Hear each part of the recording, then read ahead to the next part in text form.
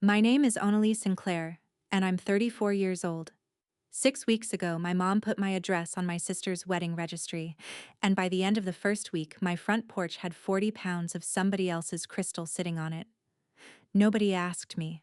My mother told me after the fact, the way you tell someone the weather. She said my sister's apartment has no porch, and Toby works nights. And then she said the sentence I am going to be hearing for the rest of my life: "You're home more." So I did what I always do. I signed for the boxes. I stacked them. I photographed every single one before I carried it inside, because I photograph everything, because that is my job, and it is also apparently my entire personality. 41 packages in 6 weeks for a wedding I was not invited to celebrate. But the boxes were not the thing. 6 weeks in, my phone rang on a Friday afternoon, and a man I had never met asked me why I had filed a damage claim on a package that never existed. And 11 days before my sister's wedding, I sat down in front of two pieces of paper and picked one. And it cost me my mother's house, my sister's wedding, and a third of everything I had built. Welcome back to Wise Family Revenge. This is where we sit with the quiet ones, the women who kept the records nobody asked them to keep, and finally used them. If this has ever been your story, drop a comment and be sure to subscribe. Here is what you need to know about me before any of this makes sense. I own Sinclair Bookkeeping, a one-room office on Main Street in Arbordale, Ohio, population just under 4,000. I opened it in the fall of 2017 with 2 clients and a folding table. I have 96 clients now, 2 churches, a veterinary clinic, an auto shop, a florist, and about 90 people who own small things and are terrified of the IRS. Last Tuesday, a man named Kurt brought me a receipt with motor oil soaked through it. I photographed it before I touched it, because paper dies and pictures don't. That's the whole trick. Everything that crosses my desk gets a picture and a timestamp and a row in a spreadsheet. And every Friday, I reconcile. It is not a personality, it is a habit that pays my mortgage. I live alone at 118 Fenner Street in a 2-bedroom bungalow I bought in 2021, with an old orange cat named Dauber who has opinions. Netta Boone lives across the street. She carried rural mail for 26 years and she has been retired for about 15, and she notices things. I am also the one my family calls. I drove my mother to her eye appointments for 3 years. I hold the spare key to the fellowship hall at her church, because the pastor trusts me more than he trusts the deacons. And since 2022, I have paid the property taxes on my mother's house on Corliss Road, $1,180 a year, because she asked me once during a bad winter and then never brought it up again. Nobody in my family has ever paid me back for anything. Nobody in my family thinks they owe me. Those are 2 different sentences, and it took me 34 years to hear the space between them. My mother called on a Tuesday night in March, which is the worst possible night to call a bookkeeper, and she knew that. Bryn had gotten engaged in January.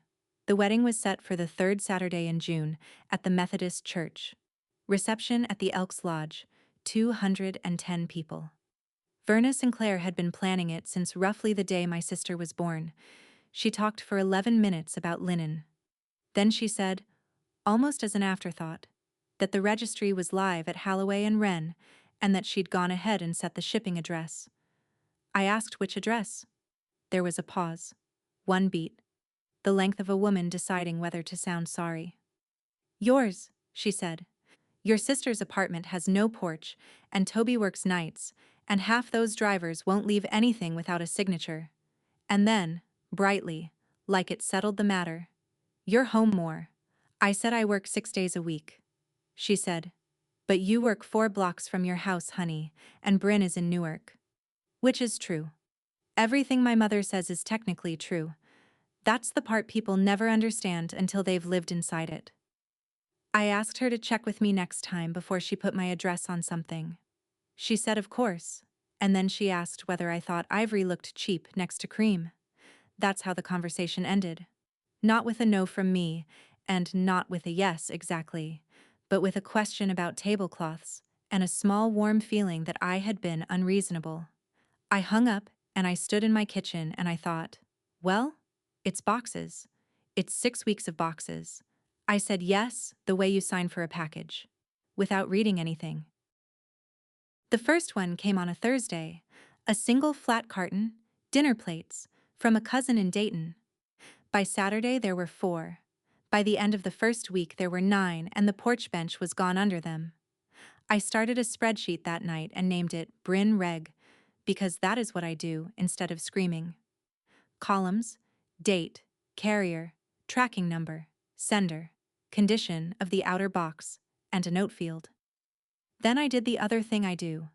I set each box on the bench in the same spot near the railing where the light is decent, and I photographed it before I carried it in. Not because I suspected anything, because I have photographed every object that has passed through my hands since 2017, and I no longer know how to stop.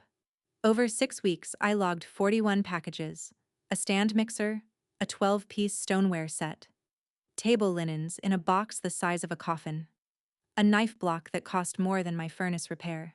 3 of them required a signature, and I signed for those 3 myself, standing in my doorway in socks. My mother came by every Sunday with 2 canvas totes and took away what she wanted. She never stayed more than 5 minutes, and she never sat down. She would look at the stack, tap 2 boxes with one finger like she was choosing melons, and load them into the trunk of the silver Buick. On the 4th Sunday, she tapped 2 boxes and then didn't take them. "Just keep those," she said. "I'll get them later." She never got them later. They sat in my spare room with Dauber sleeping on top of them for the rest of the spring, and 3 weeks after that, a man from a shipping insurance company would ask me to describe exactly how badly they'd been crushed in transit. Netta was the one who told me about the shower. She stopped me at the mailbox on a Wednesday with her coffee and said the pictures were nice, and that my Aunt Colleen's dining room looked bigger than she remembered. I said, "What pictures?" Netta got very interested in her cup. Aunt Colleen had hosted a bridal shower 2 Saturdays before.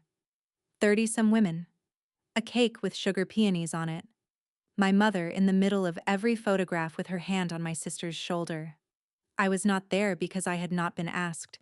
I want to be careful about how I say this next part, because I am not interested in being pitied and I was not devastated. I was standing in my driveway with a phone bill in my hand doing arithmetic. 30-some women, 210 at the wedding, and a porch 3 feet behind me holding the exact gifts that party had celebrated. I called my mother that evening, calmly, and asked. She said it was a small thing. She said, "You would have been bored out of your mind, and honestly, you're doing the harder part." That is a genuinely brilliant sentence when you think about it. It converts being left out into a promotion. I said, "Okay." I went inside. I opened Bryn Reg and typed the day's entries. 2 boxes, both from Halloway and Wren, both outer cartons intact, and I saved it, and I closed the laptop. I have a rule about crying over logistics. And I remember thinking, with something that felt like pride at the time, that at least I had never asked this family for anything, not once, not ever. I have never filed a claim in my life. I thought that was a good thing to be. You should know what I had, so you understand what was on the table later. 9 years of Sinclair bookkeeping, a license I sat for twice because I failed one section the first time and told no one. A professional liability policy that renews on the 1st of July every year, $410 a month, which 2 of my commercial clients require in writing before they'll let me near their books. A lease on a room with a radiator that clanks. 61 clients who came to me by word of mouth, and 35 who came through my mother's church, which is a number I did not think about until I had to. In a town of 4,000 people, your reputation is not a feeling. It is a balance, and it sits on one line, and it can be adjusted by anybody with a rumor and a Sunday. In April, Kurt from the auto shop came in with his quarterlies and stood in my doorway with his hat in his hands the way men his age do, and he said, "You're the only person in this town I let touch my numbers." I wrote it down. Not the compliment, the fact. That's the kind of asset that doesn't appear on a balance sheet and disappears in a week. My father used to say that a small-town business runs on 2 things, and the second one is money.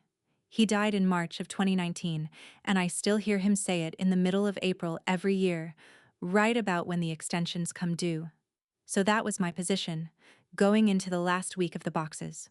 One office, one license, one policy, 96 names, and a porch full of somebody else's china. The Thursday of week 5, I was at the office from 7 in the morning until 6 at night. Payroll for the vet clinic, a sales tax filing, and Kurt. I did not go home at lunch. I ate a sandwich at my desk over a spreadsheet, which is the level of glamour we're working with. When I got home at 6:15, there was a long box leaning against my door. Signature required, the kind with the orange sticker. I looked at it for a while and then I pulled up the tracking on my phone right there on the steps. Delivered, it said. Signed by O. Sinclair. 2:14 p.m. At 2:14 p.m. I had been on hold with the Ohio Department of Taxation, 4 blocks away, and I could prove it, because of course I could. I called the carrier. A very patient young man in a call center somewhere read me the account notes in a flat voice, and the account notes said there were standing delivery instructions on file for that address. Leave with resident. Release authorized. I asked who put that there. He said it comes from the shipper's account or the recipient's profile, and he couldn't see which. And did I want to file a service complaint? I said, no thank you. I sat down on the step next to a box of somebody's wine glasses with my keys still in my hand. It was a small thing. It was such a small thing that I almost let it go, and I want you to understand that I almost let it go, because that is what I had been trained to do for 34 years. Somebody had written my name down somewhere, and it was not me. 8 days later, on the Friday of week 6, at 4:40 in the afternoon, my phone rang with a 614 area code. I almost let it go to voicemail. Tax season leaves you with a specific kind of allergy to strange numbers. I answered on the 4th ring with a pen still in my hand. Ms. Sinclair, the man said. This is Wendell Pratt. I'm a senior investigator with Alderbrook Shipping Protection. Before we go further, I need to tell you this call is recorded. He said it the way you'd read a weather report. Then he said he was calling about claim number A-22981, filed on a dining set delivered to 118 Fenner Street, Arbordale, Ohio. And could I walk him through the condition of the item when it arrived? I said, I'm sorry, a what? A dining set, he said. Table and 6 chairs. $2,900. I said, I never received a dining set. I said it plainly, because it was plainly true, and then I said it again because he hadn't answered. He let a couple of seconds go by. Ma'am, he said, according to our file, you didn't either. There's no delivery scan, there's no carrier record, there's an order number that was never placed. That's why I'm calling. My office is quiet at 4:40. The radiator clanks and the light through the front window turns the color of weak tea and a truck goes by every few minutes. I sat there with the pen still in my hand and my whole body doing that thing where it gets very calm and very cold at the same time, and I asked him how many claims were on my address. He said, ma'am, I'd rather email you the list than read it to you. And I understood, in a way I could not have explained to anybody yet, exactly what 6 weeks of packages had actually been for. He asked me if I'd like that full list. I said yes. I have thought about that word every day since. Before he hung up, I asked him the question that mattered, which was how. How does a claim end up in my name if I never touched it? He explained it the way a man explains something he has explained 400 times. When merchandise is damaged in transit, he said, the claimant of record is the recipient of record, not the purchaser. The purchaser is a cousin in Dayton who bought a gravy boat and moved on with her life. The recipient is whoever the shipping label says is receiving it. The claim itself is filed online. A form, name, address, order number, a description of the damage, and 1 or 2 photographs. No signature, no notary, no identification. A phone number and an email address to reach the claimant. I asked which email address was on the file. He read it off, slowly, and I wrote it down while he said it. Onalee Sinclair @gmail. I do not have that address. I have one email and I have had it since 2014, and it has my business name in it. I told him that. I told him I had never filed a claim on anything in my life, not on my car, not on my roof after the hail in 2022 when half of Fenner Street got new shingles, not on anything. I have never filed a claim in my life. He was quiet for a second. Then he said, in exactly the same flat voice, Ms. Sinclair, how many people have access to your porch? His email came in at 9:04 that night. I was on the couch with Dauber and a glass of wine I had poured and not touched. The attachment was a 2-page PDF, gray table, monospaced font, the kind of document that looks like it could not possibly hurt you. 14 claims, 6 weeks, $18,400. Every one of them filed under my name and my address. Every one of them said the same thing in the status column. Arrived damaged or arrived broken. The stoneware, $1,240. The stand mixer, $549. The knife block, $890. Table linens, $400. On and on down the page like a grocery receipt from hell. And at the bottom, the dining set, $2,900. Order number never placed, no scan, no carrier, no box. I opened my own folder. It took me under 2 minutes, because it was already sorted by date, because of course it was. There was the stoneware set on my porch bench, on the 3rd of April at 11:52 in the morning, outer carton square and dry and perfect. The claim on that stoneware set had been filed at 3:10 that afternoon. I sat there, and I did what a bookkeeper does when a number is wrong, which is nothing dramatic at all. I made a second column. I matched the claim date to the photograph timestamp, line by line, 14 times, and it took me 2 hours and it was never once close. And then I got to the 2 boxes my mother had told me to keep, the ones still sitting in my spare room under a cat, and I found them on the list. Both claimed as destroyed. Whoever did this had made one mistake. They had filed on things that were still in my house. I want to be very clear about the next part, because when people hear a story like this, they always ask why you didn't just stop it. I tried to stop it. Saturday morning at 8, I called Halloway and Wren customer service, and I was on hold for 38 minutes, and I know it was 38 because I logged it. I asked them to remove my address from the registry shipping profile. The woman was kind and completely immovable. The ship to on a registry can only be changed by the registrant. I asked if the address could be flagged or blocked. No. I asked if the registry could be frozen. Only by the registrant. I asked who the registrant was. She could not tell me that either, which was fine, because I already knew it was my sister. I asked to be transferred to fraud. She transferred me to a voicemail box that was full. I called back. I got a different woman who told me the same 3 things in a different order, and I thanked her and wrote down her name and the time in a fresh tab, because at that point I had started a second spreadsheet, and the second spreadsheet was not about boxes. My first theory, and I want you to know it was the reasonable theory, was that someone had gotten into the registry account. That happens. People buy lists of addresses. It is a whole industry. That theory lasted until Sunday.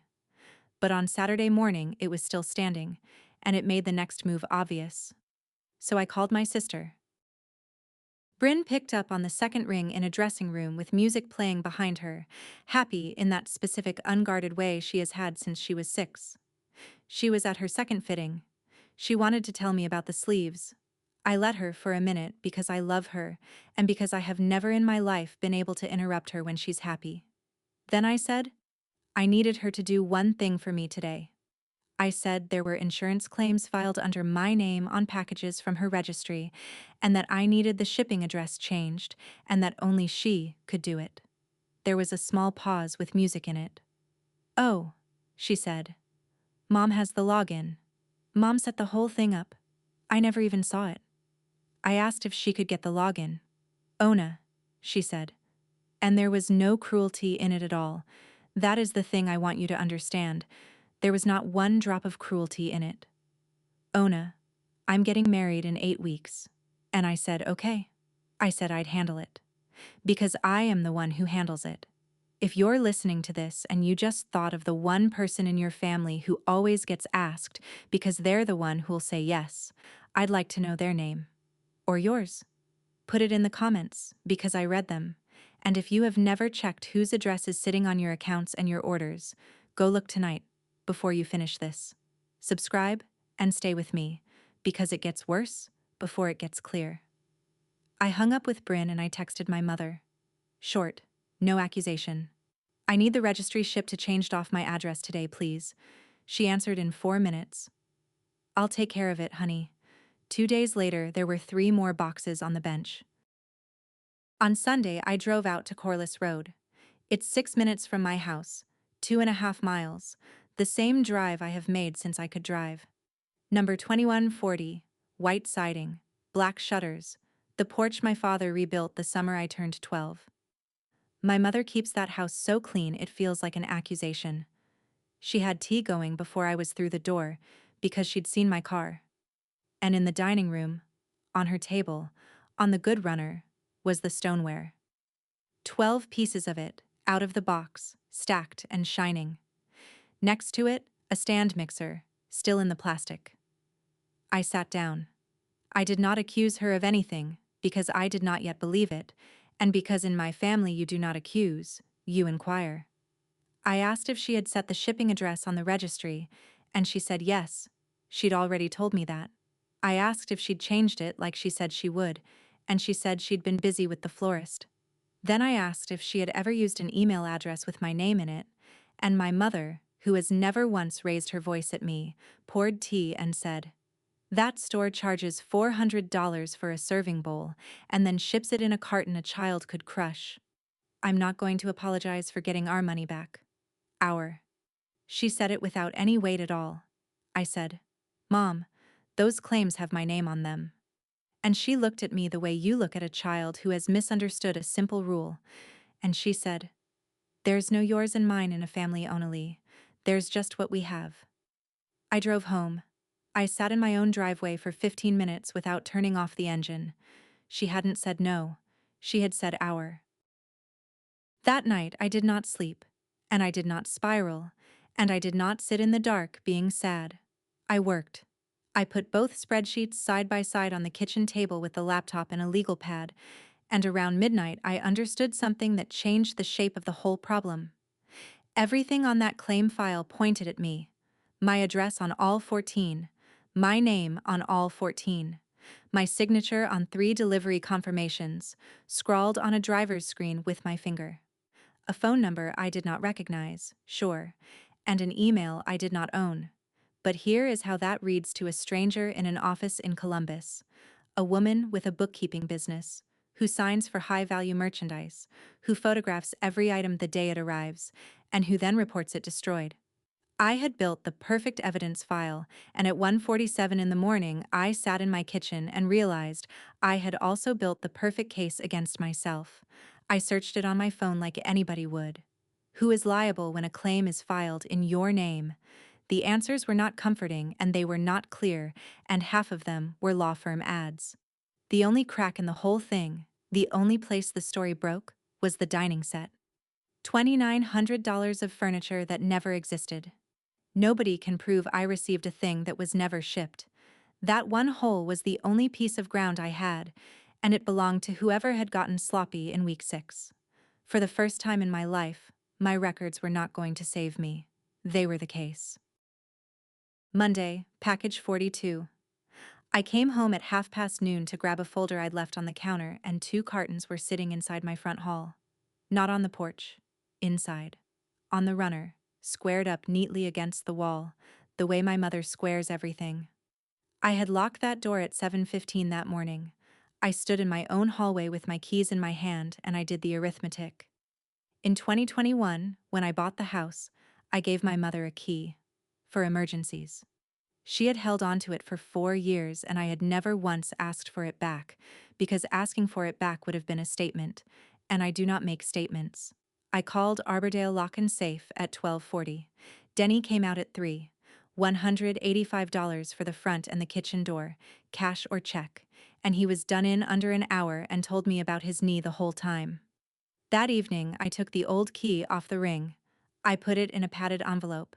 I wrote 2140 Corliss Road on the front in my normal handwriting and I put a stamp on it, and I walked it down to the blue box on the corner of Fenner and 3rd and I dropped it in.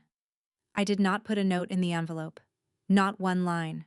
There was nothing I could have written that would have landed the way the empty envelope was going to land, and I knew that when I sealed it, and I am not going to pretend I didn't. It was the first boundary I had ever set with my mother, and it cost $185 and one stamp, and it took me 34 years. The next morning, there were 3 new boxes on the porch. Changing the lock had never been going to stop anything. The address wasn't on my door. It was on an account. It took less than 48 hours for the envelope to travel 2.5 miles and become a different object entirely.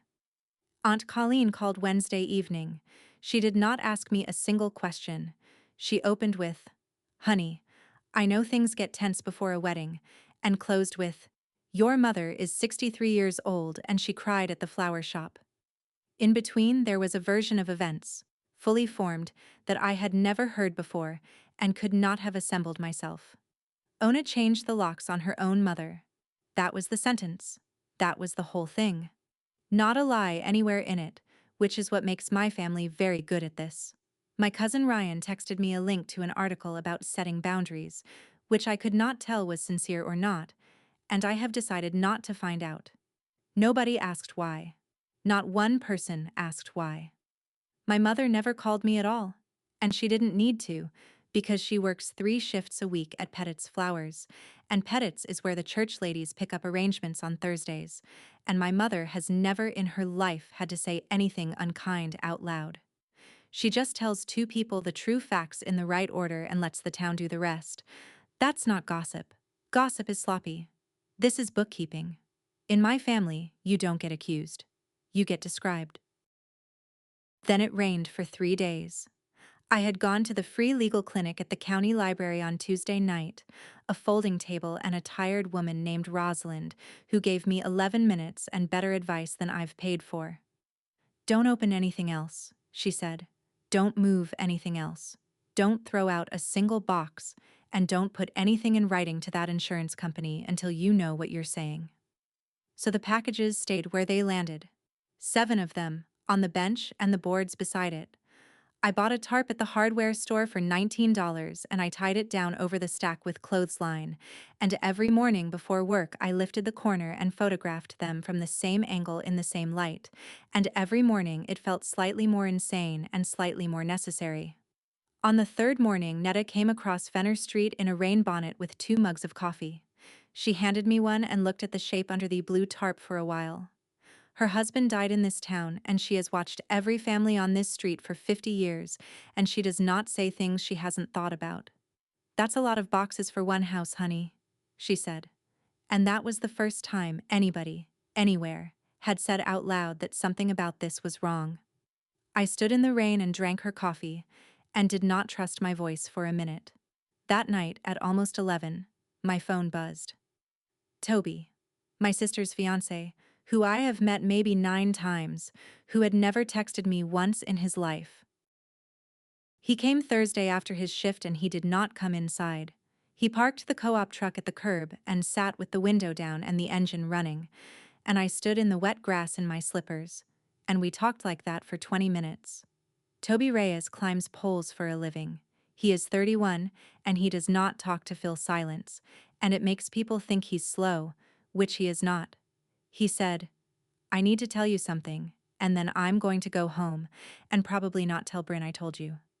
In February, Verna had asked him to sign 1 line on an application. "Store financing," she said. "For the honeymoon," she said, "so they could get the resort package on payments." He said no. Not dramatically. He just said he doesn't sign things he hasn't read and he didn't read it. 3 weeks later, a card came to their apartment mailbox on Delmar. A Halloway and Wren store card, activated, with a $2,000 limit. It was in Bryn's name. Bryn did not remember applying for it. Bryn assumed she had. Because Bryn assumes she forgot things. Because that is what my sister has been taught to assume about herself. He hadn't told Bryn what he suspected. He'd told me. When I asked him why, he thought about it long enough that I could hear the rain on the truck roof. "Because you're the one who keeps track of things," he said. He put the truck in gear. Then he stopped with his foot on the brake, looked out the windshield instead of at me, and said one more thing before he drove off. "She's not going to stop at you," Pratt emailed me again on Monday morning at 7:15, which told me something about Wendell Pratt. It was 2 lines. He said that in preparing the referral packet, their system had matched the contact phone number on my 14 claims to an older file, and that he was obligated to disclose it to me because my last name appeared on it. Then he attached a single-page summary. February 2019. 1 claim. $1,100. A recliner, purchased through the same retailer, reported as arrived damaged. Claimant of record, Raymond Sinclair. I read it standing at my kitchen counter in my coat, with my keys in my hand and the front door still open behind me. My father spent February of 2019 in a hospice bed in the front room of the house on Corliss Road. 3 feet from the window my mother would not let anybody open. He weighed 131 pounds. He could not hold a coffee cup with one hand by the end of that month. He had never ordered anything online in his life. He didn't have an email address. He thought a debit card was a scheme. My mother did all the ordering, all the paying, all the paperwork, all of it, for 41 years. And I had always thought of that as devotion. And I want to tell you that for about 90 seconds I stood there and tried very hard to keep thinking of it that way. He died on the 6th of March. The claim was paid on the 22nd of February.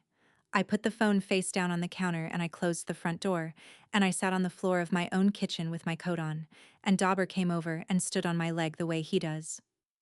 Not because it was the money. $1,100 is nothing. Because it meant this was not about a wedding, and it was not about a store. And it had not started with me. The registry was not the beginning. The registry was just the biggest window she had ever had, and my address was the sill.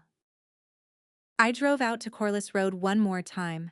I want to be honest about why, since I have been honest about everything else.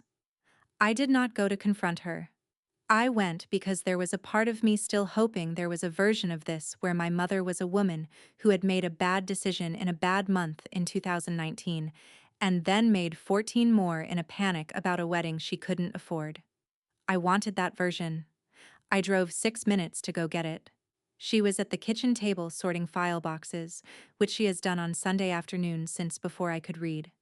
Bank statements, warranties, church bulletins, 40 years of paper in banker's boxes with the years written on the ends in marker. She didn't look up. She said there was coffee. And on the table, out of a box marked 1988, 1991, sitting on top of a pile she'd been going through, was a store account statement from 1989. Myers Home and Hardware, Zanesville, Ohio. Account holder, Verna Sinclair. Opened October 1989. There was a signature at the bottom of the application, and it was my mother's name, and it was not my mother's handwriting. I have looked at my mother's handwriting on birthday cards for 34 years. The balance was $406, and it was still marked unpaid when my grandmother Ruth Ann died in 1996. My mother would have been 26 years old in 1989, living at home, working at the school district. I didn't say anything. She saw me looking at it. And my mother put her hand flat on the paper, not to hide it, just flat, and she said, very quietly, in a voice I had never heard her use, "Nobody ever asked me either." 3 seconds. Maybe 4. That was the whole thing. Then she picked the statement up, squared it against the others, dropped it back in the box, put the lid on, and said in her ordinary pleasant voice, "You've always been dramatic about money, Onalee. Your father was too." I got in my car. And driving home on Corliss with the windows up, I finally understood the thing I had been refusing to understand for 2 weeks. She was not lying to me. She genuinely did not believe there was a difference between her name and mine. Wednesday, 10:12 in the morning. I was at my desk with the front door propped open because it had finally turned warm, and I could hear the crossing signal down at Main and 3rd doing its little chirp. Pratt called. "This call is recorded," he said, same as always. Then he said, "Ms. Sinclair, I've taken this as far as I can take it on background. I need a yes or a no from you, and then I'm going to tell you what happens after each one, because I don't believe in surprising people. Did you authorize these claims? And here's the thing nobody tells you about the moment your life changes. There is no music. There is a chirping crosswalk, and a radiator, and a pen. I knew the safe sentence. It was sitting right there, fully formed, the sentence I have used 100 times to buy a week. Let me look into it and get back to you. It is a good sentence. It never costs anything. It keeps every door open and every door closed at the same time, and it is the sentence I have lived my entire adult life inside of. I opened my mouth, and something else came out. I did not file those claims. Flat. No preamble. No, I'm sorry, but. Pratt didn't react at all, which I have since decided was a kindness. He said, "All right. Then I'm required to refer this to our Special Investigations Committee, and from there, it goes to the state. Ms. Sinclair, I want you to hear this part clearly. Once I refer it, I can't pull it back. Neither can you. Whatever they find, and it goes wherever it goes. Do you understand?" I said I understood. He said he'd send confirmation by end of day and thanked me for my time like I'd helped him with a survey. I hung up and I sat in my chair, and a gravel truck went by on Main Street and rattled the window in its frame, and I thought, that's it. That's the whole thing. One sentence and a truck. 9 days later, the mail came and taught me how this actually works. It was a business envelope from my professional liability carrier, and inside was a notice of non-renewal, effective the 1st of July. Not a cancellation. They were very careful about that word. My policy would simply be allowed to run out, and the reason given, in one line, was claims activity associated with the insured address, pending review. That's it. That's the whole justification. Nobody at that company thought I was a criminal.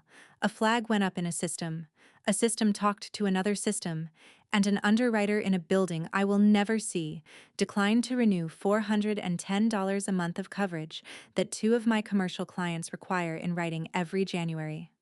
Without that certificate, I lose the vet clinic and I lose the school district contract, and those two are 19% of my revenue. I sat at my desk with that letter for a long time.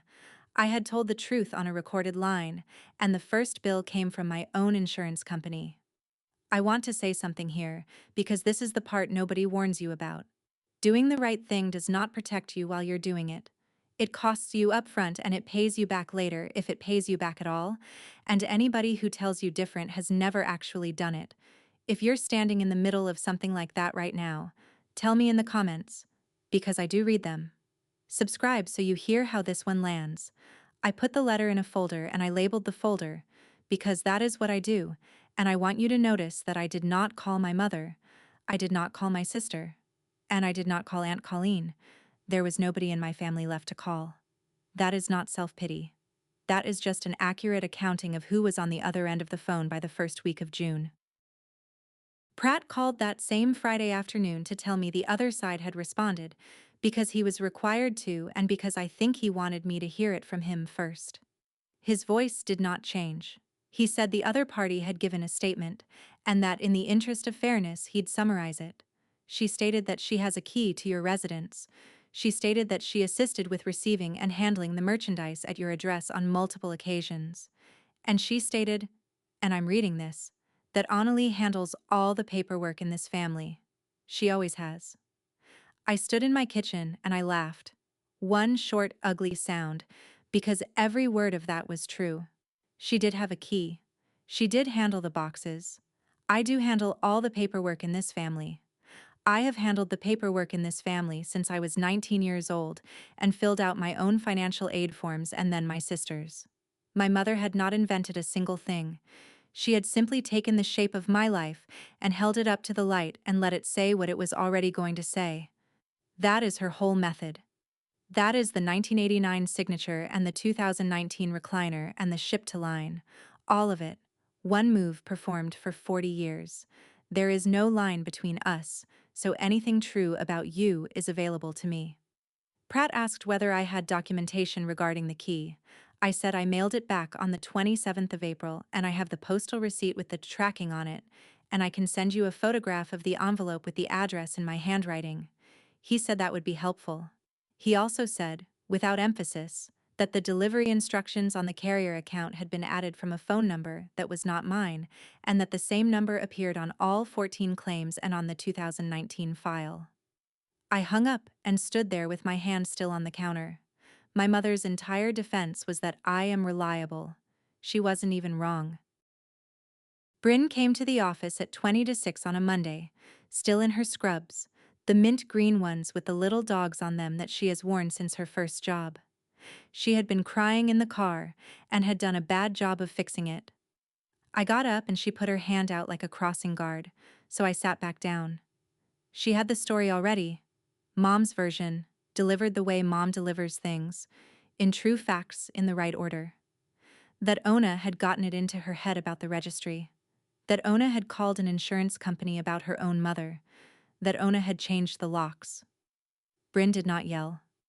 My sister has never yelled at me in her life, and she did not start that night.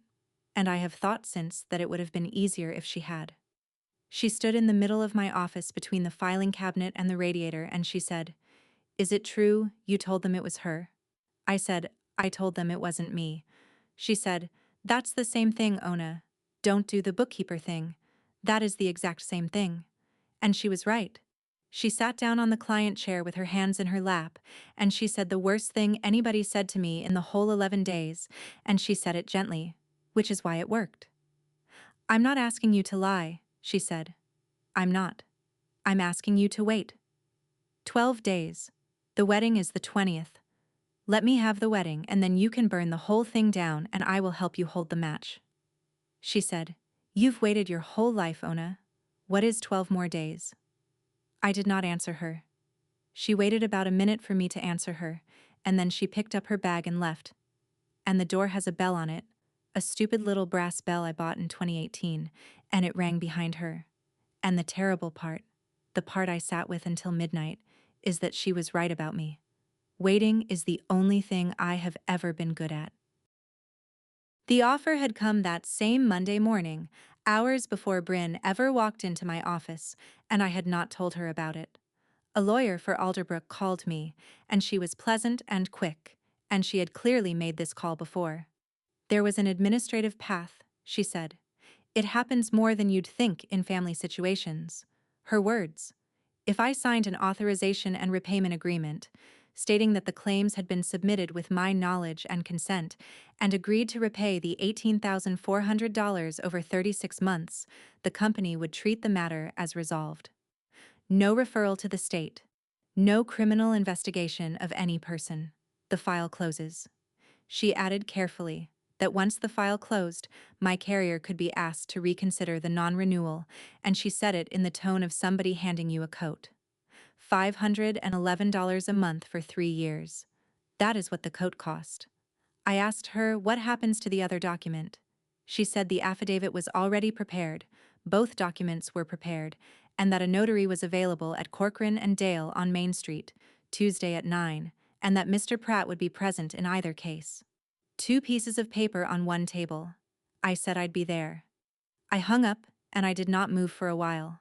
Because here is what that offer actually was, and I want to be precise about it, since precision is the only thing I own. It was not a trap. It was not even unfair. It was the exact deal my family had been offering me since I was 19 years old, finally written down in a form with a signature line. Absorb this, and everything stays the way it is. Pay for it yourself, quietly, on a payment plan. And Bryn walks down the aisle on Saturday, and my mother keeps the house on Corliss Road, and Aunt Colleen keeps her version, and I keep my policy and my clients and my office with the clanking radiator. And all I have to give up is the true answer to one question. $18,400 is 31 months of my mortgage. I sat down that night at my kitchen table with a legal pad and did the math on it the way I'd do it for a client, like it was somebody else's books. I printed both documents at the office and brought them home, and at 8 o'clock on Monday night I sat down at my kitchen table with a legal pad and a pen, and I did the only thing I know how to do. I drew a line down the middle. On the left I wrote authorization. Under it, Bryn walks down the aisle on the 20th. Mom keeps 2140 Corliss Road. Colleen keeps her version, which she was going to keep anyway. Policy probably reinstated. 96 clients. $18,400 at $511 a month for 36 months. And then one more line, which I wrote and crossed out and wrote again in smaller letters underneath. I did it. Because that is what the document says. Not that I forgive it, not that I'm being generous, not that I'm protecting anybody. It says I did it. Under oath, in front of a notary, on a form that goes into a file in Columbus and stays there. On the right, I wrote affidavit, and under it I wrote what it buys. My name off 14 claims. My license. And then I wrote what it costs, and I made myself list it the way I'd list liabilities for a client. No rounding, no softening. Bryn, for a long time. My mother, permanently.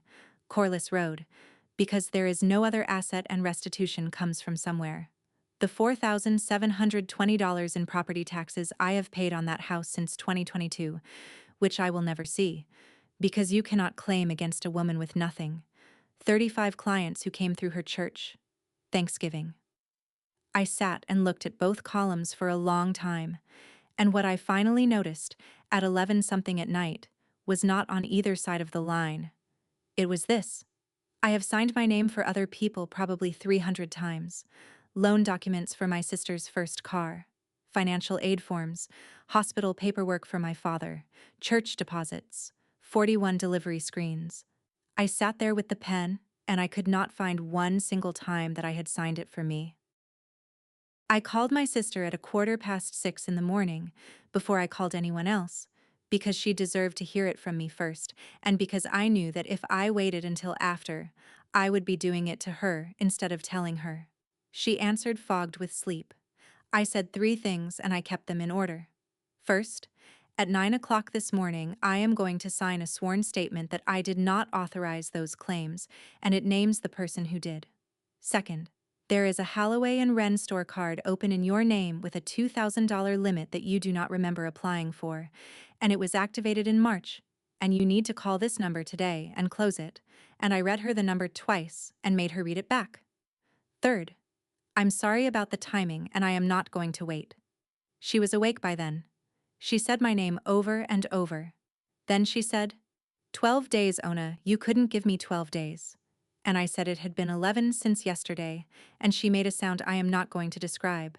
She said, you have waited your entire life. I said I know. And that is exactly why. If I wait 11 days, I'll wait 11 years. I have done that math too. She said, this is the meanest thing anybody has ever done to me. She said it and she meant it. And she is my sister and she was not entirely wrong, and I let it stand, because arguing would have made it about me. She hung up. I put the phone down on the counter and I stood in the kitchen in the dark with my coffee not made yet, and I heard my mother's voice, clear as if she were in the room, the way it had come down the phone in March. You're home more. And I thought, yes, I was home more. That is the only reason any of this can be proven. I put on the gray jacket I wear to audits, and I walked 4 blocks up Main Street, and it was already warm at 10 to 9. Corcoran and Dale Insurance has been in the same storefront since 1961, 2 desks in the front room, and a laminated poster about flood coverage that has been curling off the wall since I was in high school. It smelled like coffee that had been on the burner since 7. A printer in the back was running and would not stop running the entire time I was there. Wendell Pratt turned out to be a heavy, tired man in his late 50s, in a short-sleeved shirt, with a soft-sided briefcase and reading glasses pushed up on his head, and he stood when I came in, which I did not expect. He said, Ms. Sinclair. He did not say anything else, all morning, that he did not have to say. The notary was a woman named Dee, with a stamp and a bound logbook and a wedding ring. She turned around and around on her finger while she waited. The 2 documents were on the desk side by side, squared to the edge, like a menu.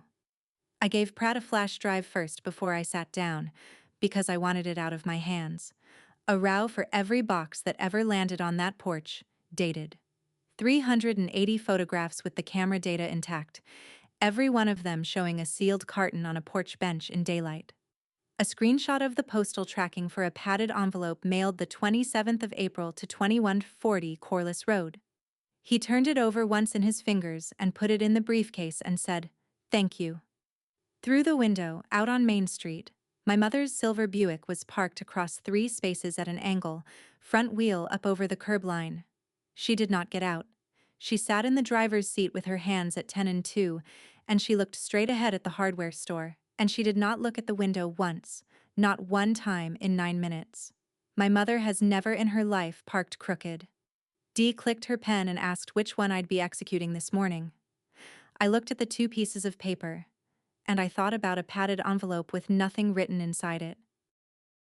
I pushed the authorization across the desk away from me, face down, and I pulled the affidavit toward me and turned it around so it faced the right way. Dee asked for my driver's license and copied the number into her book. She asked if I was signing of my own free will, no coercion, no compensation. I said yes. She asked if I understood that a false statement in a sworn affidavit is a criminal offense in the state of Ohio, and I said yes. And I meant it in a way I don't think she gets very often at 9 in the morning, because that was the exact sentence my mother had been betting on for 40 years. That nobody in this family would ever put their own name on anything binding when a softer option was sitting right there. I read the whole document. It took a while. Pratt did not rush me, and neither did Dee, and the printer kept going in the back. Then I signed it. Onalee Sinclair, in full, in my real handwriting, not the electric scrawl you make with a fingertip on a delivery screen in your socks. Dee slid it back an inch and said, "And print it too, please, right underneath." So I printed it. One letter at a time, the way you do when it has to be legible, Onalee. And I sat there looking at my whole name in block capitals in my own hand, and for the first time in 34 years I did not hear my mother's voice saying it. She stamped it. The stamp makes a sound like a stapler. That was the loudest thing in the room. Pratt put the affidavit in the briefcase with the flash drive, and he said the referral would go out that afternoon, and that the state would likely contact me within 2 weeks, and that I should not discuss the file with any family member from this point forward. Then he shook my hand. I said, mostly to myself, "I've never filed a claim in my life." He was already halfway to the door. He said, "You have now 9 minutes. That is how long it takes to stop being the person your family thinks you are." She was still there when I came out. I walked to the driver's side because I was not going to make her come to me, and I was not going to sneak up Main Street to my own office. She let the window down about 4 inches. My mother did not shout.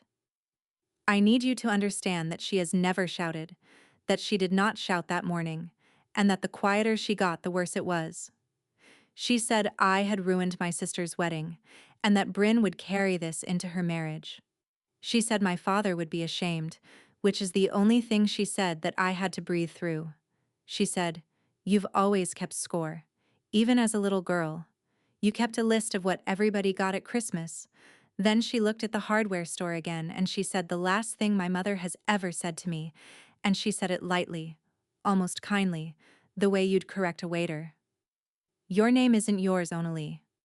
I picked it. I did not raise my voice. There was nothing left in me to raise. I said, "You did.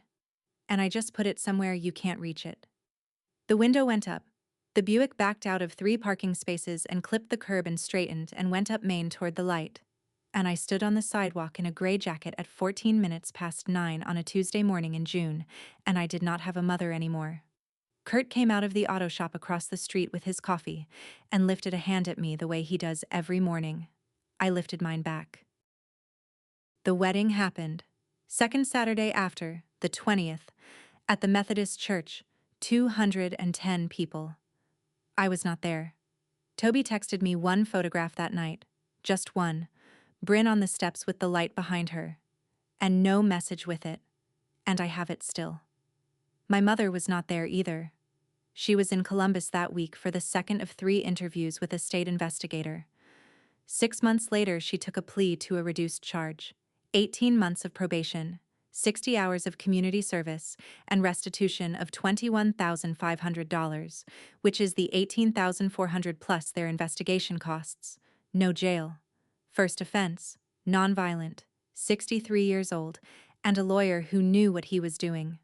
She was ordered not to hold an account in another person's name for the length of her probation, which tells you what the court thought the actual crime was. The house on Corliss Road sold in February for $139,000. At the closing, the agent held out a key on a paper tag and said, "Families usually like to keep one, for the memories." I said no thank you.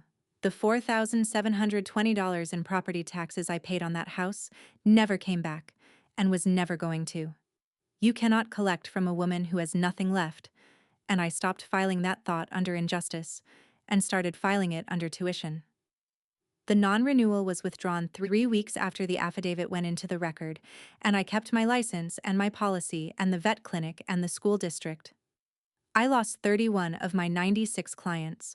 Almost all of them came out of my mother's church, and not one of them said why. They just called and asked for their files back, politely, in the same week. Revenue was down 27% that year. I did not go looking for replacements for 6 months. And then I did. And it is coming back. Aunt Colleen has called 4 times, and I have not called back. And I am not proud of that, and I am not going to change it yet. I do not keep books for anybody named Sinclair now except me. 14 months later, on a Tuesday in August, a package came to 118 Fenner Street. Not forwarded. Not somebody's registry. A small brown box with my own name on the label, printed correctly, and a return address on Delmar Avenue. B. Reyes. Inside was a wooden picture frame, the plain kind, and in the frame was the photograph Toby took of her on the church steps. Underneath it, on the back of a receipt, in my sister's terrible handwriting, one line. No apology in it and no explanation, and I have decided that is fine, because it is not for me to write her timeline for her. It said, I closed the card. I sat down on the porch bench with it. Netta came across Fenner Street with 2 mugs and did not ask, and we drank coffee. And the bench was empty except for one box. And that box had my name on it because somebody sent it to me. If the people in your family keep telling you that you're the reliable one, go ahead and take the compliment, and then go find out exactly which of their papers your name is sitting on, because reliable is not the same thing as safe, and the people who are spending you will never, ever be the ones who tell you the balance. That's my story. 41 boxes, 1 recorded call, 1 signature that was finally mine. If this made you think of an account, an address, or a name that isn't as separate as you assumed it was, go check it today. Don't wait 11 days. And if you know the person in your family who is the one everybody calls, send this to them. Drop a comment, hit subscribe, and I'll see you in the next one.